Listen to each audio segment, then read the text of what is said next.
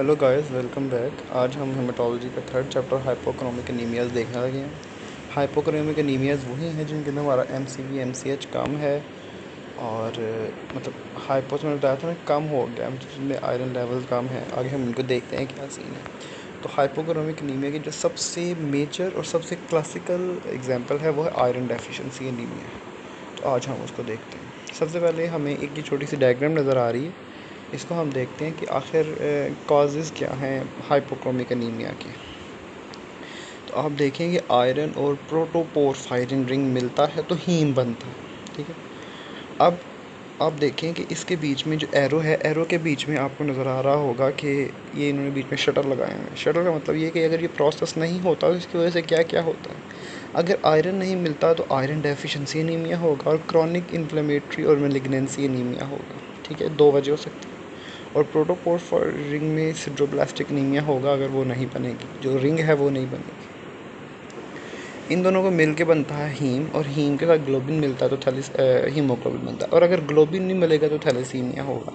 ये major examples हैं iron deficiency anaemia की। ठीक है, ये आपको पता होनी चाहिए। उसके बाद है iron deficiency anaemia major cause है माइक्रोसिटिक हाइपोक्रोमिक एनीमिया, जिसमें दो रेड सेल इंडिसेस जो है ना शॉर्ट हो जाते हैं या मतलब डिक्रीज हो जाते हैं, और ब्लड फिल्म में माइक्रोसाइट मिलते हैं और हाइपोक्रोमिक रेड सेल्स मिलते हैं। उसके बाद हमें थोड़ा सा पता होना चाहिए कि बॉडी में आयरन की डिस्ट्रीब्यूशन क्या है, कैसे रेगुलेट होती है। तो उसके लिए तीन प्रोटीन्स हैं अल्लाह ताला ने जो रखी हैं बॉडी में, वो हैं transferrin, transferrin receptor 1 and ferritin. अब जो ट्रांसफेरिन है ये मेजर प्रोटीन है जो मतलब दो आयरन को साथ लेके घूमती है। ट्रांसफेरिन के नाम से पता होगा, ये ट्रांस मतलब जो लेके जा रही है। बहुत कम हमारी बॉडी में आयरन है जो डाइटरी आयरन से आता है, बाकी सारा रेड सेल की ब्रेक डाउन से आता है हमारे पास। मतलब ये क्या है कि फीटल हीमोग्लोबिन जब होती है तो ऑब्वियसली वो मटरनल हीमोग्लोबिन होती है, तो वहाँ से ब्लड आता है, वही टूटता है, उसमें जो आयरन निकलती है। तो हमारा वैसे जो है एब्जॉर्ब जो आयरन है वो बहुत कम होता है। उसके बाद एक तो हमारा आयरन फेरेटिन हो गया, एक हमारा आयरन की फॉर्म होती है जो हमारे मैक्रोफेजेस में स्टोर होती है, या फेरेटिन की फॉर्म में होती है या हेमोसेक्टिन की फॉर्म में।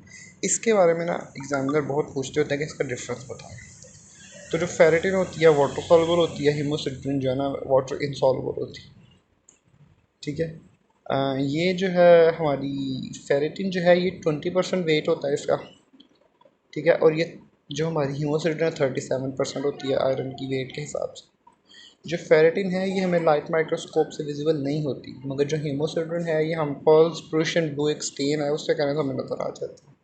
दोनों में फेरिक फॉर्म में आयरन होता है, तो ये डिफरेंस आपको जो है ना माइनर कभी 2 नंबर का आ सकता है। आप इसको बना लीजिएगा। तीन डिफरेंस इसमें आ जाएंगे कि एक वाटर सॉल्युबल है, सॉल्युबिलिटी आ जाएगा, पॉइंट बनाएंगे वाटर सॉल्युबल है, वाटर इनसॉल्युबल है। दूसरा आ जाएगा कि इनका वेट कितना है आयरन का, तो 20% होता है पूरी बॉडी में, इसका 37% है हीमोसिड्रिन का। और तीसरा आ जाएगा विजिबिलिटी, और लाइट माइक्रोस्कोप विजिबल नहीं होती और वो विजिबल हो जाती है। ठीक है। ये एक छोटा सा टेबल है, इसमें आप देख लें तो अच्छी बात है, नहीं देखेंगे तो इट्स ओके, चल जाएगा काम। ये डायग्राम दिखाई गई है कि डुओडेनम से काम आ रहा है और इधर से आ रहा है, बोन मैरो से, मैक्रोफेज से है, मेंस्ट्रुअल ब्लीडिंग वगैरह जो सब कुछ दिखा रहा है।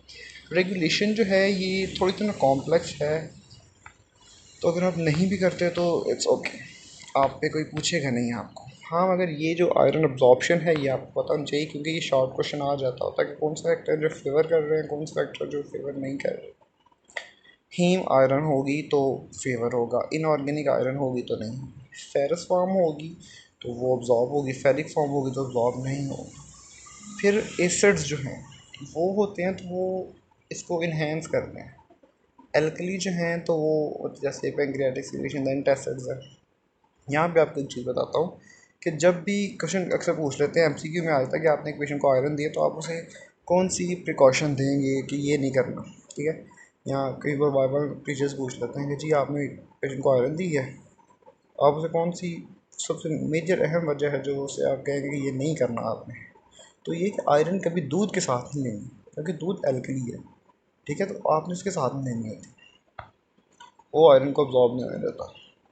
फिर सोलबलाइजिंग एजेंट्स जो हैं उनके वो फेवर करते हैं। प्रेसिपिटेटिंग एजेंट्स जैसे चाय वगैरह है, ये भी आयरन को अब्जॉर्ब नहीं होने देती। रिड्यूसिंग सीरम हेप्सिड, ये एक प्रोटीन है इसे कम करें तो एब्जॉर्ब होगा, ज़्यादा हेप्सिलिन होगी तो कम होगा एब्जॉर्ब। इनफेक्टेड एरिथ्रोपोइसिस होगी तो ऑब्वियसली ज़्यादा आयरन एब्जॉर्ब होगा क्या भाई, एरिथ्रोपोइसिस ज़्यादा है। और डिक्रीज एरिथ्रोपोइसिस होगा नहीं होगा। प्रेगनेंसी में भी एब्जॉर्प्शन बढ़ जाती है आयरन की, इन्फ्लेमेशन में कम हो जाती है। तो इसके बारे में आपको अच्छे से पता होना चाहिए। बाकी ये जो है ये बहुत कम्प्लेक्स है हेप्सिलिन सिंथेसिस और ये और वो, तो आपने इसको इतना नहीं पूछा जाता है।